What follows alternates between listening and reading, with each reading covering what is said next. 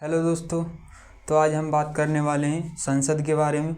संसद के कितने सदन होते हैं, कौन सा उच्च सदन है, कौन सा नीचे सदन है, और विधानसभा क्या होती है, विधान परिषद क्या होती है, राज्यसभा, लोकसभा, एमपी और एमएलए, एमएलसी क्या होता है, इन सब के बारे में बात करने वाले हैं।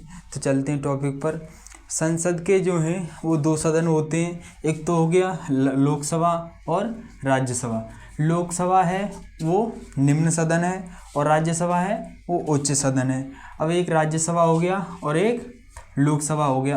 अब इसके बाद आते हैं इसके मेंबर कौन कौन होते हैं, सदस्य कौन कौन होते हैं। तो सबसे पहले बात करते हैं हम एमपी की। एमपी क्या होता है? ये एमपी एमपी एमपी को समझें तो आमतौर पर हम लोग कहते हैं सांसद। सांसद यानी एमपी, इसे क्या कहते हैं? सांसद। इसकी फुल फॉर्म क्या होगी?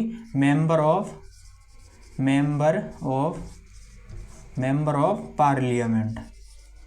पार्लियामेंट यानी संसद का सदस्य। संसद का सदस्य कौन होता है? एमपी यानी मेंबर ऑफ पार्लियामेंट। इसे हम सांसद बोलते हैं। क्या बोलते हैं? सांसद बोलते हैं। अब बात करते हैं एमएलए की। एमएलए क्या होता है? एमएलए को समझते हैं। एमएलए क्या होता है? ये एमएलए होता है जिसे हम क्या कहते हैं? विधायक यानी member of legislative assembly. Member of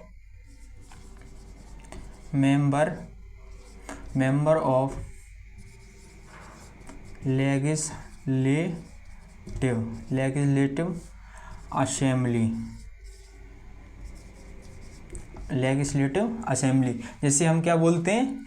MLA बोलते हैं। अब बात करते हैं ये विधानसभा क्या होती है और विधान परिषद।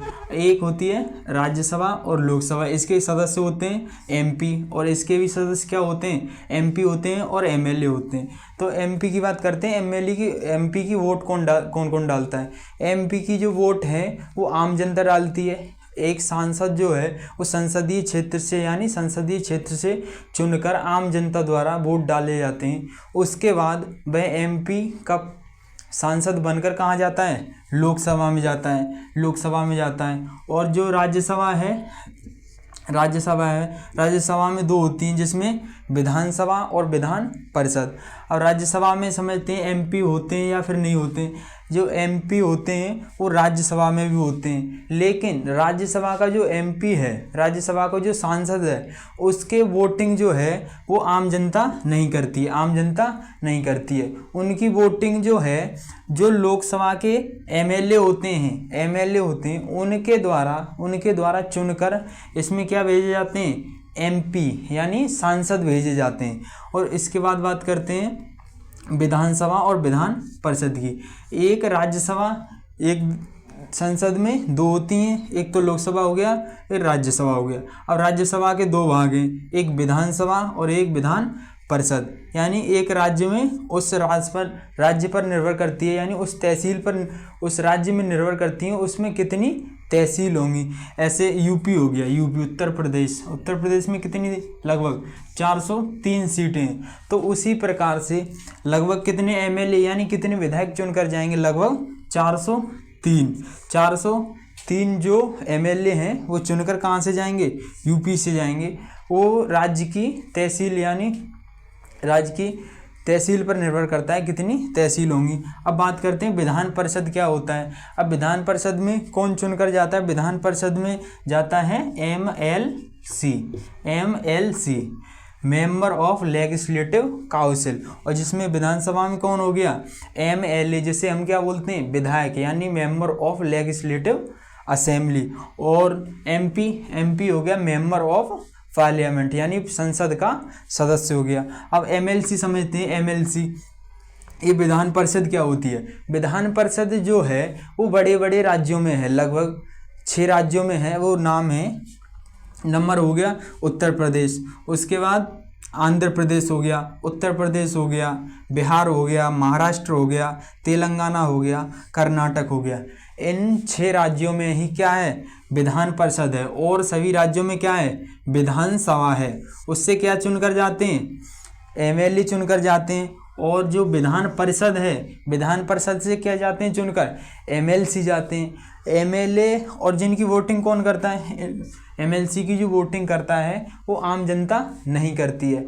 इसकी वोटिंग जो है कुछ प्रतिशत शिक्षित जो होते हैं टीचर लोग करते हैं, कुछ जो ग्रेजुएट लोग होते हैं वो करते हैं, कुछ और लोग होते हैं वो सब मिलकर इनकी वोटिंग करते हैं। और विधानसभा में एमएलए की वोटिंग कौन करता है, आम जनता करती है। और एमपी की वोटिंग कौन करता है, आम जनता करती है।